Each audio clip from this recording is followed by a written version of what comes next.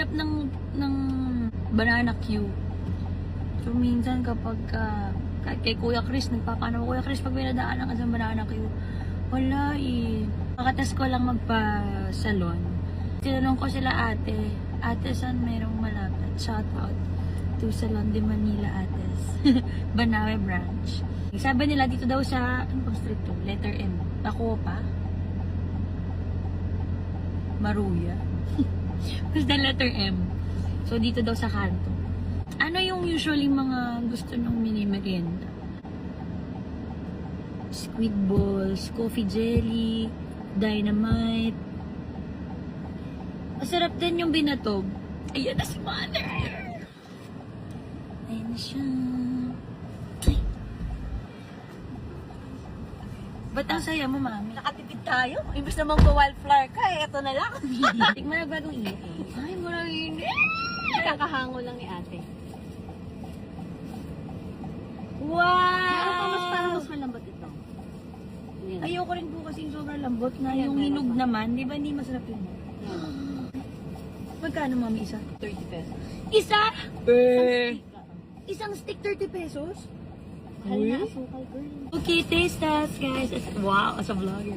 Then gusto ko yung maraming asukal. Tapos so malambot. Pero hindi sobrang hinog din. Ah, mainit, mami. Bagong hango yan. May tumalsik na mantika. Ay, tissue. Pero parang masaya ako sa ano. Ito yung gusto ko eh. May kamote Q din hula. Kakahalo-halo. Maruya, mami. Wala. Turo. Malambot mo. Wala rin.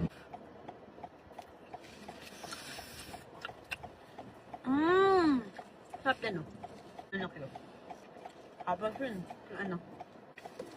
Hindi ko pa masyadong makain kasi mainit, pero yan lang yung gusto ko. Banana. Nung nakaraan, mami, nagsabi nga ako, di ba, na gusto kong banana Q.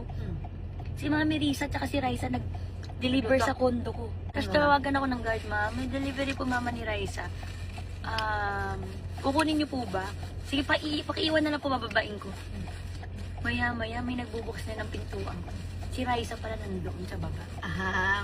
Shout out Raisa, play VTR! Perfect luto, ma'am. Ito yung perfect luto. Malambot ba?